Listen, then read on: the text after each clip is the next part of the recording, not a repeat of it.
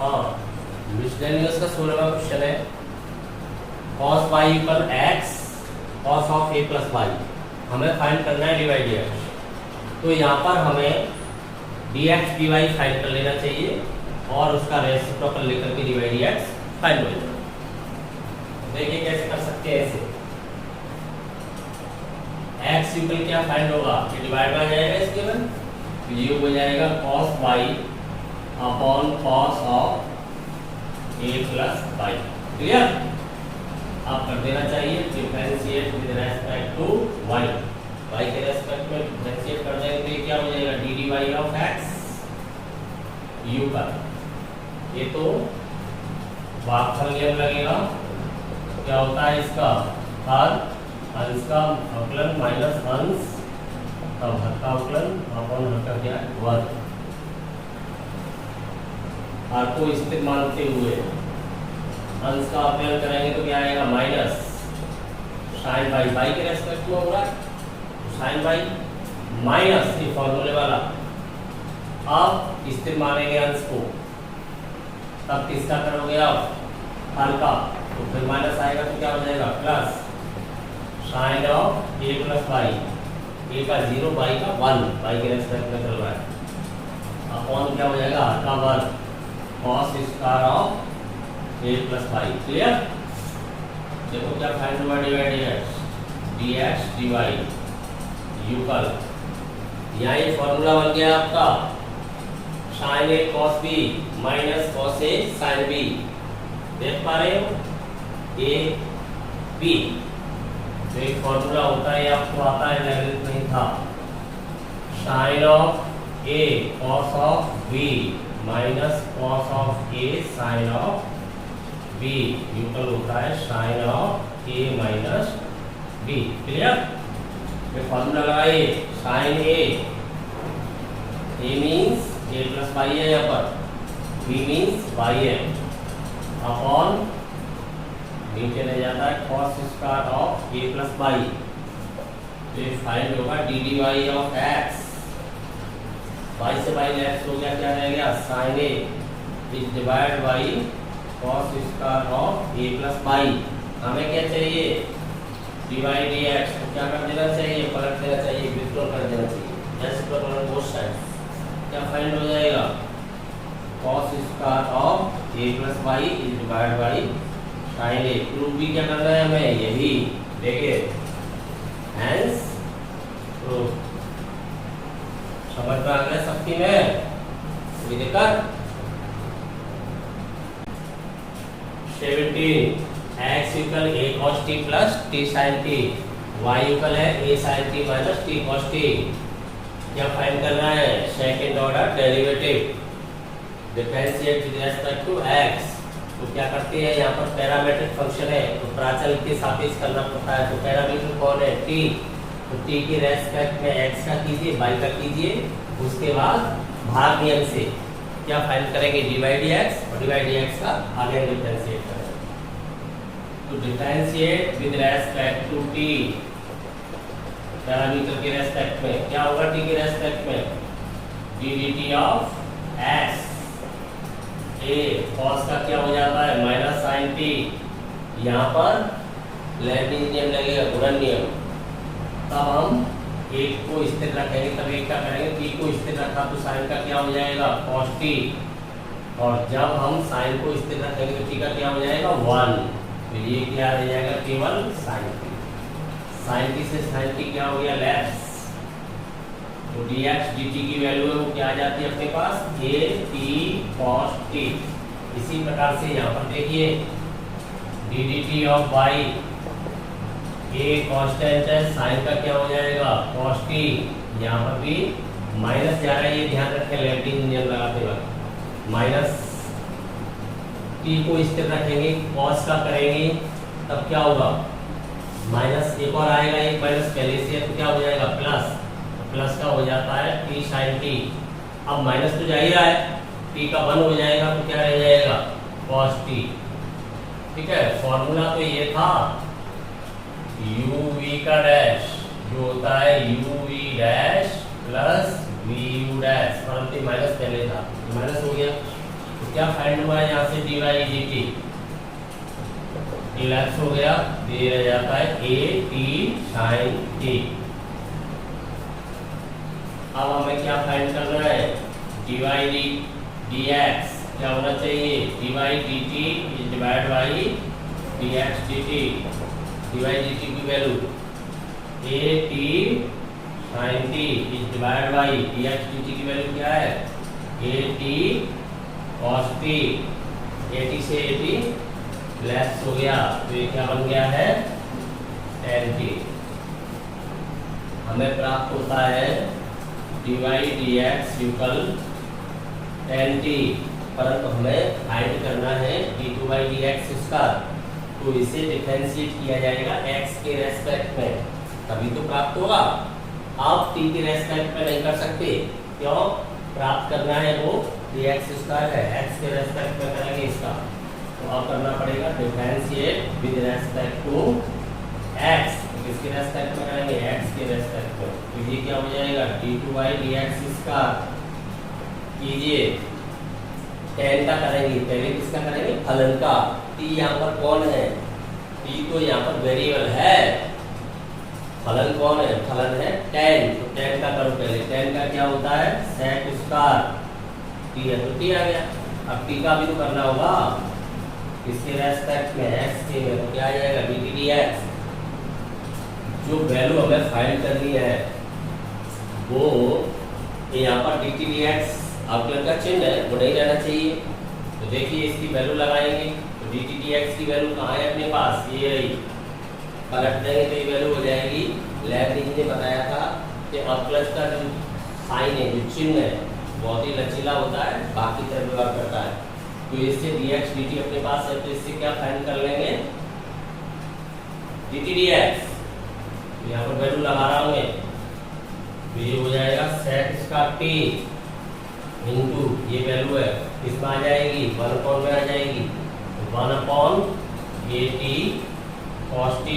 Clear, ये value है आपके पास, ये वाली वैल्यू dx dt क्या वैल्यू है, a t cos t।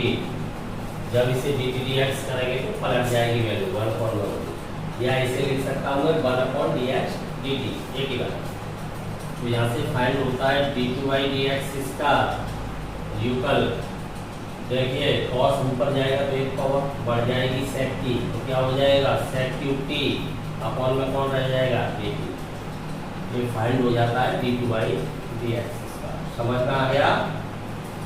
यहाँ पर ये ध्यान रखना चाहिए कि d2/dx इसका केवल तभी फाइंड होगा जब अगेन डिफरेंशिएट x के रेस्पेक्ट में किया जाएगा, उसके लिए यहाँ से dt dx निकाल के वैल्यू यहाँ पर रिप्लेस कर देंगे।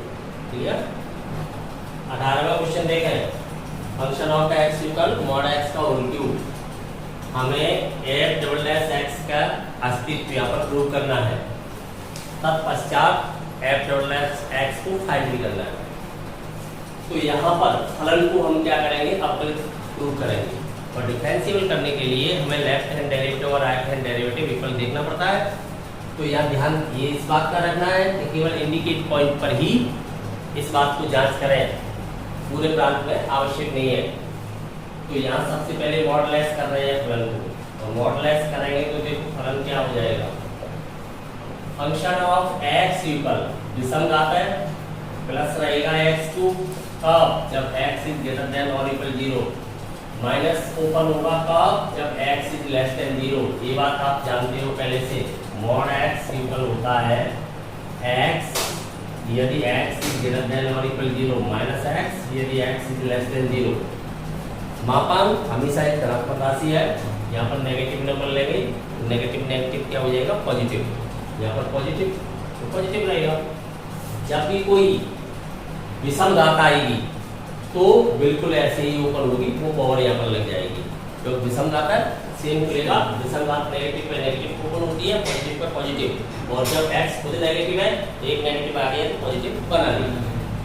अब हमें इसकी अवकलनीयता की जांच करनी है, तो लेफ्ट हैंड डेरिवेटिव देखेंगे, l(f') कहाँ पर देखेंगे, केवल 0 पर, ना तो 0 के लेफ्ट में ना राइट में। क्यों, बहुपद फलन है, बहुपद बीजीय फलन है जो हमेशा सतत एवं अवकलित होते हैं। तो अपने प्लान पर सतत हो जाएंगे शेष भाग में है सोल्डिंग करना है, अंतर भाग में है हमें अवकलन ज्ञात करना है। एल एफ, क्योंकि जब भी फलन अवकलित नहीं होगा तो वो केवल वही बिंदु होता है जो निर्दिष्ट बिंदु है, उसी पर संभावना रहती है इसकी अवकलित नहीं होने की। निर्दिष्ट पर ही हम जांच करके कह सकते हैं कि फलन अवकलित है। और निर्दिष्ट बिंदु कौन सा है? 0। क्या होता है फॉर्मूला लेफ्ट हैंड डेरिवेटिव का? Limit h tends to 0 function of 0 minus h, जिस बिंदु पर फाइंड कर रहे हो a minus h minus function of a means यहाँ पर 0 है upon minus h limit h tends to 0। देखिए 0 माइनस h, आप 0 से नीचे जा रहे हैं, कहाँ पर जा रहे हैं? यहाँ तो ये फंक्शन यूज होगा, तो माइनस ऑफ 0 माइनस h का whole cube minus function of 0 को इक्वल, यहाँ वैल्यू लगा तो क्या आ जाएगा? 0 पर value 0 upon minus h। Find करें इसे, लिमिट h टेंड्स टू 0, यहाँ माइनस खुलेगा, ये माइनस पहले से है तो क्या हो जाएगा? h cube upon minus h, और ये फाइंड होगा limit h tends to 0 minus h square. Limit छोड़ोगे तो क्या आ जाएगा? 0। 0 नेगेटिव पॉजिटिव नहीं, 0 तो 0 होता। अब देखिए राइट हैंड डेरिवेटिव 0 पर, limit h tends to 0 function of 0 plus h minus function of 0 upon h। Right में यहाँ प्लस, h को माइनस करना पड़ता है। Limit h tends to 0 plus h, 0 से ऊपर कहाँ जा रहे हैं? यहाँ ये वाला यूज करेंगे तो ये हो जाएगा 0 प्लस h का होल क्यूब। 0 पर वैल्यू क्या आएगी? 0 लगाएंगे फलन में इक्वल से 0 आ जाएगा। h सॉल्व करेंगे तभी आएगा limit h tends to 0, h square रहेगा, h से डिवाइड होगा, h स्क्वायर रहेगा, h क्यूब है ऊपर। अब लिमिट छोड़ेंगे तो ये भी 0, क्योंकि 0 है यहाँ पर।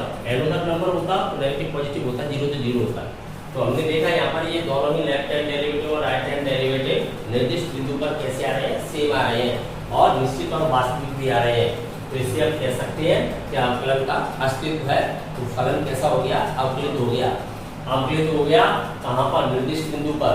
तो इससे निर्दिष्ट बिंदु से हम नीचे जा रहे हैं तो बहुपद बीजीय है, ऊपर जा रहे हैं तब भी बहुपद बीजीय है, तो अवकलित होगा। ये पूरे प्रांत में अवकलित हो गया। अवकलित हो गया तो हम कह सकते हैं यहाँ पर left hand derivative at 0 equal right hand derivative at 0 equal क्या है? निश्चित और वास्तविक। एम्प्लाइज x बराबर 0 पर फलन जो दिया है f कैसा हो गया है? अवकलित है। जब कोई फलन अवकलित होता है तो उसके अवकलन का अस्तित्व है तो उसका अवकलन कर देना चाहिए। तब फाइंड करते हैं f डैश x, तो f डैश x करेंगे इसका, f डैश x क्या आ जाएगा? यहाँ करेंगे तो ये हो जाएगा 3x स्क्वायर और ये हो जाएगा माइनस का 3x स्क्वायर, और यहाँ लिमिट चल रही है x इज ग्रेटर देन और equal 0, x is less then और इक्वल 0। क्लियर? ये बात समझ में आ गई? ये आ गया। अब इसको पुनः अवकलित देखना है। अगर इसके भी अवकलन का अस्तित्व है तो इसका भी अवकलन किया जाएगा। ये तो फंक्शन हो गया। तो ठीक ऐसे इसको देखा है, इसी प्रकार से इसे भी देख लेंगे। तो अब देखते हैं right left hand derivative at 0, यहाँ भी निर्दिष्ट बिंदु 0 है। Limit h tends to 0 function of 0 minus h minus function of 0 upon minus h। Limit h tends to 0 से कम, कहाँ पे जाओगे? यहाँ इस फलन का यूज करोगे तो 3 0 माइनस h का होल स्क्वायर, ये 0 की वैल्यू 0 आएगी, फंक्शन ऑफ 0 की वैल्यू 0 आ जाएगी minus h। Limit h tends to 0, h square हो गया, आगे से नेगेटिव मिलेगा, नेगेटिव फिनिश, क्या रह जाएगा? h, केवल h रह जाएगा। h की पावर 2 है या ये क्या? केवल h रह गया, माइनस माइनस प्लस प्लस किया जाएगा। लिमिट छोड़ोगे तो क्या आ जाएगी? 0। अब राइट हैंड डेरिवेटिव देखिए 0 पर, limit h tends to 0 function of 0 plus h minus function of 0 upon h। Limit h tends to 0, लगाइए वैल्यू, कौन सा फलन यूज करोगे? 0 से ऊपर ये 3 0 प्लस h का होल स्क्वायर जीरो पर वैल्यू तो जीरो आएगी या जीरो रखूंगा अपॉन एच। यहाँ पर भी क्या हो जाएगा, यहाँ पर क्या रह गया था 3h था, 3 भी तो रह गया और लिमिट जीरो छोड़ने से जीरो हो जाएगा। देखो तो 3h रह जाएगा, लिमिट छोड़ने से जीरो हो जाएगा। यहाँ पर भी क्या रह जाएगा 3h और limit h tends to zero 3h, जब लिमिट छोड़ोगे तो क्या हो जाएगी जीरो। तो दोनों ही सीमाओं का मान कैसा आ रहा है, जीरो आ रहा है। तो यहाँ हम देख पा रहे हैं कि लेफ्ट हैंड डेरिवेटिव है जो आपका, ये जो आपका डेरिवेटिव है कौन सा था पहले, एफ डैश को अवकलित देखा है, तो एफ डैश का अवकलन है तो क्या हो जाएगा, ये डबल डैश हो जाएगा। एफ डैश के आगे वाला double dash, F double dash हो गया। तो एफ डबल डैश ऑफ कहाँ पर देखा है, लेफ्ट हैंड डेरिवेटिव, और इक्वल आ रहा है राइट हैंड डेरिवेटिव के, जीरो पर left hand derivative, right hand derivative, दोनों कैसे है इक्वल, और दोनों की वैल्यू कैसी है, निश्चित और वास्तविक। इससे हम कह सकते हैं कि एफ डैश x बराबर जीरो पर अवकलनीय है, अवकलनीय है। तो हमने देखा कि फलन f भी अवकलित था तो उसका अवकलज f डैश फाइंड हो गया, f डैश भी अवकलनीय है तो उसका भी अवकलज f डबल डैश फाइंड कर लिया जाएगा। तो अब उसे हम फाइंड कर लेते हैं। हम केवल यह निर्दिष्ट बिंदु पर ही अवकलित दिखाएंगे, बाकी प्रांत में तो सीधा बहुपद बीजीय अवकलित रहेगा। अब हम फाइंड कर सकते हैं f डबल डैश x, कहाँ से, यहाँ से। तो f double dash x equal क्या आ जाएगा, देखिए यहाँ करेंगे अवकलन तो इसका क्या हो जाएगा 6x, इसका क्या हो जाएगा -6x, x is greater than और equal 0, x is less than 0। तो ये फाइंड हो जाता है हमें f डबल डैश x। यही हमें फाइंड करना था। चाहो तो इसे मॉड के रूप में भी आप लिख सकते हो, यहाँ से जैसे 6 को आप कॉमन निकाल लो तो इसे मॉड के रूप में भी लिख सकते हो, x इज ग्रेटर देन और equal 0 x is less than 0। तो आपको पता है कि ये जो वैल्यू है ये किसकी है, मॉड x। तो ये फाइंड हो जाता है हमें f double dash x equal 6 mod x। ये फाइंड हो जाता है f double dash x। Clear, समझ में आ गया। एक बार फिर ध्यान दीजिए, यहाँ पर हमसे कहा गया है कि दिए गए फलन के द्वितीय क्रम के अवकलन का अस्तित्व है, पहले ये प्रूव करें, तत्पश्चात f डबल डैश x यानी द्वितीय क्रम का अवकलन फाइंड करें। तो सबसे पहले हमें f को अवकलित सिद्ध करना पड़ेगा, अवकलित सिद्ध हो जाएगा तो उसका अवकलन करने से अवकलित ज्ञात हो जाएगा। फिर उसके बाद f डैश x को अवकलित करेंगे तो जो सेकंड ऑर्डर डेरिवेटिव है वो एग्जिस्ट होगा, तो उसे फाइंड करने के लिए जो फर्स्ट डेरिवेटिव है, फर्स्ट ऑर्डर का है, उसका पुनः अवकलन करेंगे। अवकलन करने से हमें ये फाइंड हो जाता है। क्लियर।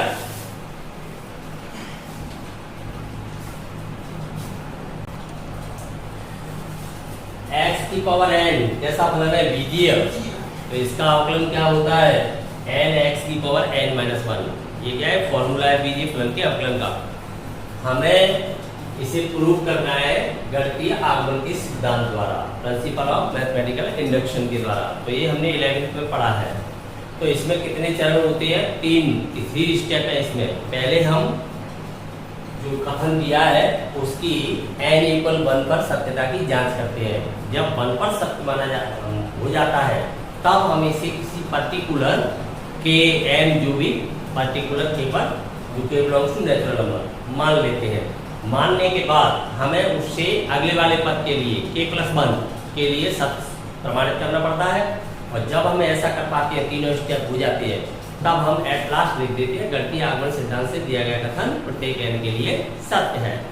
यहाँ पर प्रत्येक धनपूर्णांक आ गया है। धनपूर्णांक का मतलब क्या होता है, पॉजिटिव इंटीजर्स वो ही होते हैं नेचुरल नंबर्स। क्लियर। तो हमें इसे किससे प्रमाणित करना है, गणितीय आगमन के सिद्धांत के द्वारा। जब भी n युक्त कोई भी व्यंजक आ जाता है, n युक्त जो भी व्यंजक आ जाएगा उसकी सत्यता के जब भी हम प्रमाणित करेंगे, सत्यता को सिद्ध करेंगे, तब हमें गणितीय आगमन सिद्धांत का ही प्रयोग करना चाहिए। ये ध्यान रखें, किसी भी कथन की सत्यता की जांच किससे करते हैं, गणितीय आगमन सिद्धांत से। तो गणितीय आगमन सिद्धांत आता ही है, कथन का नाम रख लेते हैं, PQR जो भी रखना चाहो। तो यहाँ पर कथन का सबसे पहले नाम रख लेते हैं, माना कथन जो भी आपको दिया है स्टेटमेंट, नाम रख लिया P, कथन का नाम क्या रखा है P, लेकिन वो n पदों वाला है, टर्म कितने हैं n, तो n पदों वाला कोई कथन है P ऑफ n पदों वाला। सच दैट इस प्रकार है, इस प्रकार है जैसे कथन दिया है ddx ऑफ x की power n equal n x की पावर n माइनस 1, जहां n belongs to natural number. तो ये आपका कथन दिया गया कथन है। अब इसकी सत्यता की जांच करें तो गणितीय आगमन सिद्धांत का पहला स्टेप क्या है, P1, ये पहला स्टेप है। इसका अर्थ हुआ n बराबर 1 के लिए, तो n बराबर 1 लेफ्ट में अलग लगाऊंगा, राइट में अलग लगाऊंगा, दोनों की वैल्यू क्या आनी चाहिए, इक्वल आनी चाहिए। सच दैट पहले ले रहा हूं लेफ्ट हैंड साइड में ddx, x की जगह क्या लगाना है मुझे 1, तो x की पावर क्या हो गई 1, तो x की पावर 1 पावर का मतलब dx अपॉन dx हो गया। और लेबनिज ने बताया था कि ये अवकलज का चिन्ह भाग की तरह व्यवहार करता है, x की पावर 1 मींस x, तो dx क्या बना है भाग की तरह व्यवहार करेगा तो 1 आया लेफ्ट की वैल्यू। अब राइट भी देखना है मुझे, राइट हैंड साइड, यहाँ मैंने अवकलन का प्रयोग नहीं किया है, अवकलन के फॉर्मूले को तो हमें प्रूव करना ही है, इसे सत्यापन करना है इसका, तो यहाँ पर इसका प्रयोग नहीं हुआ है, x का मैंने अवकलन नहीं किया है, अवकलन x का ये हो जाएगा, मैंने यहाँ पर भाग नियम से लिया है, क्लियर। अवकलन का तो प्रयोग कर ही नहीं सकते, सत्यापन कर रहे हैं उसका। इधर राइट में देखिए मुझे n इक्वल 1 लगाना है, तो 1 इंटू एक्स की पावर 1 माइनस 1, तो 1, तो x की पावर क्या रह जाएगी 0, 1 मल्टीप्लाई करेगा तो x की पावर 0 रहेगी, x की पावर 0 का मान क्या होगा 1, x is not equal 0, x 0 हो जाएगा, फिर तो ये फॉर्मूला ही नहीं होगा, तो क्या हो गया उसका मान 1। तो मैं देख रहा हूँ तो लेफ्ट हैंड साइड और राइट हैंड साइड की वैल्यू क्या आ रही है, इक्वल आ रही है, तो यहाँ पर देख पा रहे हैं कि लेफ्ट हैंड साइड इक्वल आ रहा है राइट हैंड साइड। इससे हम कह सकते हैं कि कथन n बराबर 1 के लिए सत्य है, अर्थात P1 सत्य है। जब P1 सत्य हो जाता है, n बराबर 1 के लिए कथन सत्य हो जाता है, तब मान लेते हैं, तब माना कथन n बराबर k के लिए सत्य है, अर्थात p के सत्य है, जहाँ k कोई प्राकृत संख्या है, जहाँ k belongs to natural number, किसी अपने पर्टिकुलर k के लिए इसे सत्य मान लिया, तो फिर ये कथन n को हटा करके यहाँ पर क्या रख देंगे k, तब ये सत्य होना चाहिए, सत्य माना, तो क्या हो जाएगा ddx ऑफ x की power k equal k x की पावर k माइनस 1, n की जगह क्या शिफ्ट कर दिया k, इक्वेशन फर्स्ट, हमने इसे सत्य माना है, आवश्यकता पड़ने पर इसका हम सीधा प्रयोग करेंगे। तीसरा स्टेप क्या है, अब हम pk+1 को सत्य सिद्ध करेंगे। इसका अर्थ क्या हुआ, अर्थात हम कथन को n इक्वल k+1 पर सत्य सिद्ध करेंगे, ये हमें सत्य सिद्ध करना, ये तीसरा स्टेप है गणितीय आगमन सिद्धांत का। तो pk+1 k के n के स्थान पर क्या रखेंगे k+1, तब हम केवल लेफ्ट लेंगे, केवल क्या लेंगे लेफ्ट लेंगे, ये तो हमने सत्य मान लिया, ये है आपका कथन, आप तो चाहो तो इसे ऐसे लिख सकते हो pk सच दैट, यानी आपका ये k के लिए सत्य है, तो आप इसकी वैल्यू ये सीधी पुट कर सकते हो, लेकिन k+1 पर हमें सत्य सिद्ध करना है, तो केवल लेफ्ट लूंगा, राइट मुझे प्रूव करना है। तो k+1 पर कथन की वैल्यू क्या होनी चाहिए, k+1 लगा दूंगा तो यहाँ लेफ्ट लूंगा, तो ddx ऑफ x की पावर k+1, बस। अब इधर मुझे क्या प्रूव करना है, जहाँ k है उस जगह पर क्या आ जाना चाहिए k+1 आ जाना चाहिए, तो मुझे प्रूव करना है k+1 इंटू x की पावर k+1 माइनस 1 यानी k, तो मुझे प्रूव करना है k+1 इंटू x की पावर k, जब ऐसा आ जाएगा तो प्रूव हो जाएगा। चलते आगे अपने का प्रयोग बिल्कुल भी नहीं करना है, गलती आगमन सिद्धांत से कर रहे हैं। तो देखिए समान आधार पे अलग अलग हो जाएंगी घातें, जो योग में है समान बेस पर x पर अलग अलग हो जाएंगी। तो ये एक तो हो जाएगा x की पावर k और एक हो जाएगी x। Clear? Law of integrate घातांक नियम से जानते हैं। अब जो अवकलन का गुणन नियम है, लेibniz नियम है, वो तो लगा सकते हैं, अवकलन के सूत्र का भी प्रयोग नहीं कर सकते, इसके अलावा अन्य सभी बातों का प्रयोग कर सकते हो, लेकिन जिस फॉर्मूले को हम प्रमाणित कर रहे होते हैं उसका प्रयोग नहीं कर सकते, उसके अलावा किसी का भी प्रयोग कर सकते हो। तो गुणन नियम क्या है? uv जब दो फलन आ जाते हैं, एक प्रमेय है अपने आप में, तो एक को स्थिर रखते हुए एक का करते हैं, फिर एक को स्थिर रखते हुए एक का करते हैं, एक बार में एक का करते हैं। तो ये आपकी प्रमेय है अवकलन की। तो इसका मैं सीधा यहाँ पर प्रयोग कर रहा हूँ, प्रयोग करूंगा। तो जैसे मान लीजिए मैंने x की पावर k को स्थिर रखा पहले, तो x की पावर k, तो ddx किसका होगा? फिर x का करूंगा मैं, x का किया, प्लस अब मैंने x को स्थिर रखा, तो ddx किसका करूंगा मैं? x की पावर k का। ये मैंने लगा दिया गुणन नियम। क्लियर होगी बात? अरे ऐसे लिख लोगे तो क्या हो जाएगा, एक ही बात है। आगे बढ़ूं, आगे बढ़ेंगे तो x की पावर k स्थिर है, जो स्थिर राशि है वो अवकलन के चिन्ह से लेफ्ट में रखनी चाहिए, अवकलन राइट की ओर प्ले होता है। ये भाग की तरह व्यवहार कर रहा है, तो dx सेम हो गया, तो क्या बना लिया इसमें? 1 प्लस अवकलन से नहीं लिया है 1, x का अवकलन 1 हो गया, ऐसा अवकलन का सूत्र का प्रयोग नहीं किया, भाग का प्रयोग किया है, dx/dx क्या बना लिया? 1। ऐसे यहाँ पर x, यहाँ पर अवकलन के सूत्र का प्रयोग तो करना ही नहीं है, उसे तो अपन प्रमाणित कर रहे हैं। तो x की पावर k, इसकी वैल्यू हम यहाँ से रखेंगे, क्योंकि हमने इसे सत्य मान लिया है। तो ddx ऑफ x की पावर k की वैल्यू होती है k x की पावर k - 1। भाई यहाँ पर इसकी वैल्यू ये है, तो ये वैल्यू हम इक्वेशन फर्स्ट से यहाँ पर रखेंगे, तो इसकी वैल्यू है k x की पावर k - 1। क्लियर? कहाँ से रखी है ये वैल्यू? इक्वेशन फर्स्ट से, फ्रॉम इक्वेशन फर्स्ट। आगे सॉल्व करें तो यहाँ देखें x की पावर k रह गया, प्लस 1 पावर यहाँ से है और k - 1 यहाँ से मिलेगी इसे, और सेम बेस है तो समान आधार है, योग हो जाएगा। तो 1 और k - 1 जुड़ेगी तो क्या हो जाएगी? k x की पावर हो जाएगी k। अब दोनों से ही कॉमन आ रहा है x की पावर k, तो यहाँ पर बचेगा 1, यहाँ बचेगा k, तो अपने पास क्या रह जाता है? k + 1 और कॉमन में आ जाता है x की पावर k, k + 1 x की पावर k कॉमन में आ गया।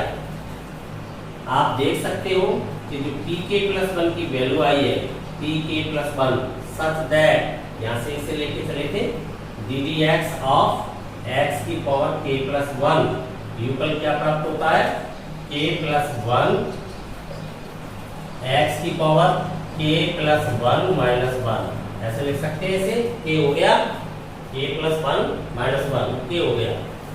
देखिए यहाँ पर n है, अगर n को k + 1 से रिप्लेस कर दिया, बदल दिया, तो राइट में भी n की जगह पर कौन आ गया? k + 1। तो इससे हम कह सकते हैं कि k + 1 के लिए भी कथन सत्य है। तो एट लास्ट क्या कहते हैं? एम्प्लाइड कथन n = k + 1 के लिए भी सत्य है, अर्थात pk + 1 भी सत्य है। शॉर्ट में इसे ऐसे लिख देते हैं, शॉर्ट में नहीं लिखोगे तो ऐसे लिखना पड़ेगा, n = k + 1 के लिए कथन सत्य है। जब कथन को p मानी लिया है तो उसमें सीधा x की जगह रख दो वो वैल्यू, तो इसका मतलब होता है k + 1 के लिए p भी सत्य है। जब कभी, कब सत्य है? जब हमने k पर सत्य माना है तभी तो सत्य है। तो जब कभी pk सत्य है, अर्थात n = k के लिए कथन सत्य है। अतः गणितीय आगमन सिद्धांत से, अतः गणितीय आगमन सिद्धांत से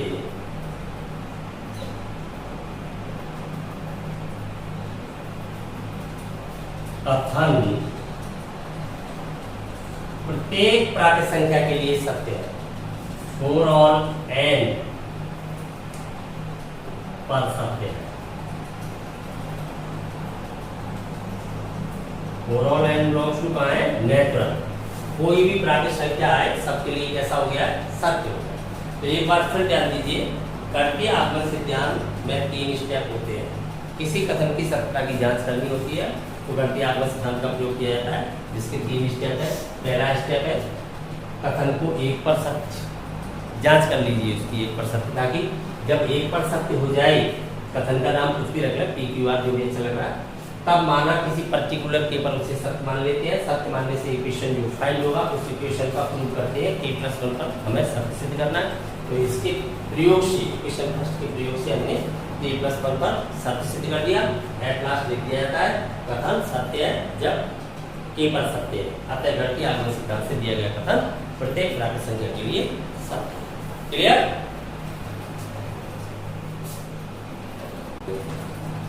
हाँ, 20वां क्वेश्चन, ये फॉर्मूला है त्रिकोणमिति का।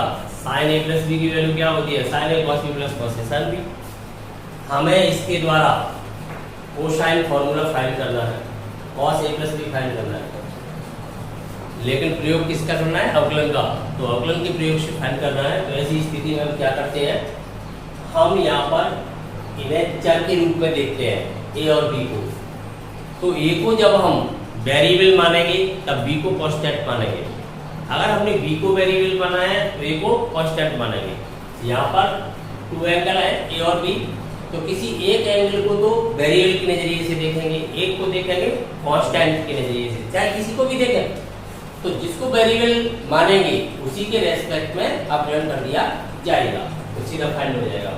तो अगर आप a को चर मान रहे हो तो a के रेस्पेक्ट में कीजिए, तो b को कांस्टेंट मान लीजिए। अगर b के रेस्पेक्ट में कर रहे हो तो a को कांस्टेंट मान लीजिए। तो यहाँ ये लिखना पड़ेगा हमें कि हम किसको कांस्टेंट मान रहे हैं, किसके रेस्पेक्ट में अवकलन कर रहे हैं। तो b को स्थिर मानते हुए, अचर मान लिया आपने, स्थिर मानते हुए a के सापेक्ष अवकलन करने पर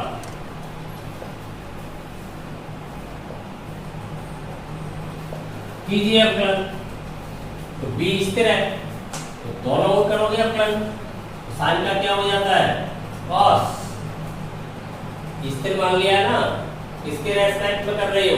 a के रेस्पेक्ट में, ध्यान रखना। तो ये sin a प्लस कांस्टेंट हो गया, तो sin का क्या हो जाता है? cos a plus b। किसके रेस्पेक्ट में किया है? a के में। a के सापेक्ष लिखा हुआ है, a के सापेक्ष करोगे तो क्या हो जाएगा? a का 1 और b का क्या हो जाएगा? 0। तो यही रह गया। उधर चलिए, उधर आप करोगे a के रेस्पेक्ट में कर रहे हो, cos b कैसी राशि हो जाएगी? यहाँ पर स्थिर, तो b कैसा है? स्थिर, कांस्टेंट है। तो cos b क्या है? कांस्टेंट। sin का होगा, sin का क्या हो जाएगा? cos a, और इसका क्या हो जाएगा? cos b। क्लियर? ठीक ऐसे ही b स्थिर है तो sin b क्या हो गया? स्थिर। स्थिर हो गया तो केवल cos a का होगा, जैसे cos x का होता है वैसे cos a का होगा। वो भी तो cos x का x के रेस्पेक्ट में है, cos a का a के रेस्पेक्ट में, सेम बात है। तो इसका माइनस साइन हो जाएगा, तो ये हो जाएगा माइनस साइन a, और ये स्थिर है sin b। तो सीधा फॉर्मूला ये फाइंड हो जाता है। तो यहाँ महत्वपूर्ण बात यही है कि ये ध्यान रखना चाहिए कि अगर आपने b को स्थिर माना है तो a के रेस्पेक्ट में करें, a को कांस्टेंट मान रहे हैं तो b के रेस्पेक्ट में करें, सीधा फाइंड हो जाता है। क्लियर? हाँ, 22वां क्वेश्चन है, आपको डिटरमिनेंट फाइंड है, सारणिक प्राप्त है, और सारणिक का क्या करना है? आपको अवकलन करना है। तो यहाँ पर देख रहे हैं कि फंक्शन दिए अलग अलग f g h, x के फलन है, x के रेस्पेक्ट में ही हमें अवकलन करना है। तो ये ध्यान दें, सीधे फलनों के अवकलन हो जाएंगे, बाकी तो अचर राशियां हैं अपनी जगह स्थिर बनी रहेंगी। तो सारणिक के लिए सीधा ध्यान रखें, जहां भी x है वहां अवकलन सीधा सीधा फलनों का हो जाएगा। तो ये आ जाएगा f'(x), g'(x), h'(x), सीधा आएगा। परंतु यहाँ पर हमें ये प्रूव करना है तो एक स्टेप लेंगे, इसे ओपन करके देखेंगे। इससे पहले जो आपका 21वां क्वेश्चन था, तो 21वें क्वेश्चन में तो आपको एग्जांपल देने, तो आप स्वतंत्र हो, अपनी इच्छा से कोई भी एग्जांपल ऐसे दे सकते हो कि दो बिंदुओं पर फलन अवकलित नहीं होना चाहिए और ओवरऑल डोमेन में कंटिन्यूअस होना चाहिए। तो संतत तो होना चाहिए पर केवल दो बिंदुओं पर अवकलित नहीं होना चाहिए। तो ये उदाहरण तो आपकी जो एक्सरसाइज हमने कराई थी 5.2 अवकलनीयता थी उसमें, तो 5.2 में ही आपको उदाहरण मिल जाएगा, वहां से दे सकते हो। मॉडुलस वाले कितने भी बना सकते हो, जैसे आप दे सकते हो mod x plus mod x minus 1, तो इसमें भी 0 1 के लिए इंडिकेट पॉइंट 2 हो जाएंगे, यहाँ पर भी 2 निर्दिष्ट बिंदु आ जाए बस। तो इसे जब ओपन करोगे मॉडलेस करोगे तो यही बन जाएगा, तो 2 बिंदुओं पर क्या होगा, अपलिक नहीं होगा, सतत पूरे प्रांत में हो जाएगा। तो ये तो अपनी इच्छा से आप जैसे चाहो वो उदाहरण दे सकते हो। क्लियर? तो इसे तो कर सकते हो। तो यहाँ पर इस क्वेश्चन को देख रहे हैं, 22वें क्वेश्चन को देख लेते हैं। चलिए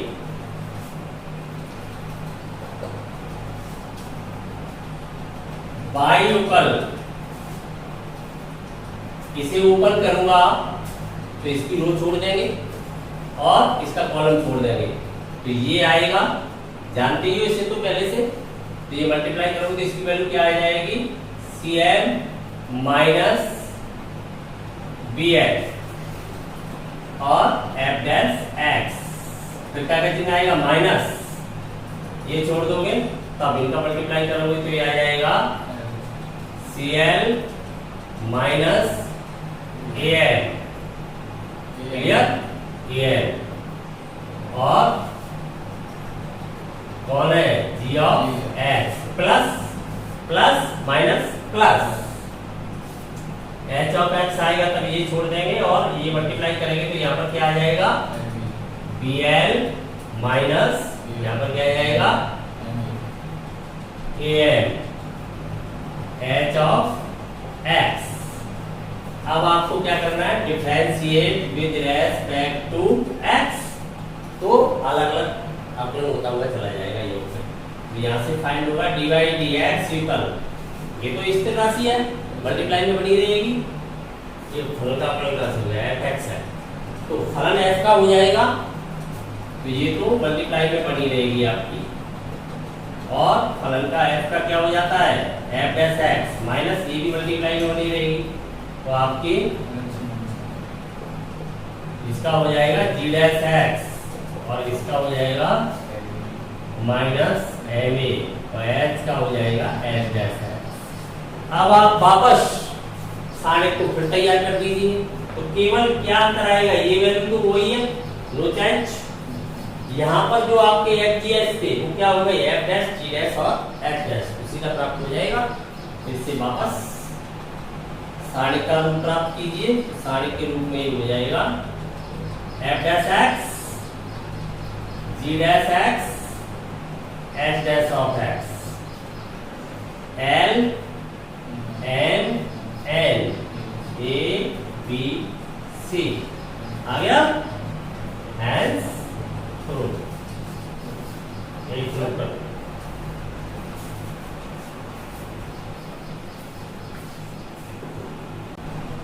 23वां क्वेश्चन देखें, y इक्वल e की power a cos inverse x, तब हमें दर्शाना है 1 माइनस x का d divide dx square minus x divide dx minus a square y equal 0। तो यहाँ पर हमें सेकंड ऑर्डर डेरिवेटिव तक जाना पड़ेगा, अर्थात द्वितीय क्रम का अवकलन ज्ञात करना, तो 2 बार अवकलन करना होगा। देखो कैसे करेंगे, differentiate with respect to x dy dx, e की पावर का करेंगे पहले, तो e की पावर का क्या होता है, e की पावर का e की पावर ही होता है, तो e की पावर cos इनवर्स x का यही हो गया। आप ये जानते हो कि e की पावर x का क्या होता है अवकलन, e की पावर x ही होता है, क्लियर, ये तो फार्मूला। तो e की पावर यहाँ पर क्या है, x नहीं है, a cos इनवर्स x है, तो उसका भी करना पड़ेगा, तो उसका भी करेंगे फिर। तो d dx किसका आएगा, a cos इनवर्स x, इसका भी करना पड़ेगा। अगले स्टेप में जाएं, तो dy dx इक्वल, यहाँ पर a कांस्टेंट है, आ जाएगा, इससे बना रहेगा, और इसका हो ही गया e की power a cos inverse x।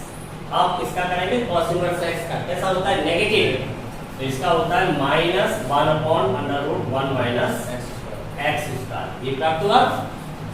आगे बढ़े, dy dx इक्वल a, यहाँ ध्यान देंगे e की power a cos inverse x, इसकी वैल्यू क्या है y, क्योंकि एट लास्ट हमें जाना है रिप्लेस करते हुए वैल्यू को यहीं से रिप्लेस कर लेंगे तो इजी हो जाएगा। तो जितनी वैल्यू बनती जाए उसको रिप्लेस करते रहिए। साथ ही साथ e की पावर a cos इनवर्स की वैल्यू क्या है y, तो यहाँ पर ये वैल्यू क्या हो जाएगी y, और माइनस आ गया ये अपॉन अंडर पे क्या रह जाएगा 1 माइनस x स्क्वायर। क्लियर? आगे चले, ये मल्टीप्लाई में ले लें, मल्टीप्लाई में लोगे तो इजी हो जाएगा। तो यहाँ पर आ जाएगा under root of 1 minus x square d y d x, यूपल इधर रह जाएगा माइनस का ए वाई। अब अगेन डिफरेंशिएट कीजिए, again differentiate with respect to x. तब लैटिन नियम से होगा, गुणन नियम से होगा, यूवी का और एक्स क्या होता है, एक को स्थिर रखते तब एक का करते हैं, ये हो जाएगा सही। चलिए एम्प्लाइज आपने इसे स्थिर रखा, अंडर 1 माइनस एक्स स्क्वायर को स्थिर मानते हुए इसका करोगे तो इसका हो जाएगा d2 by dx square divide x का।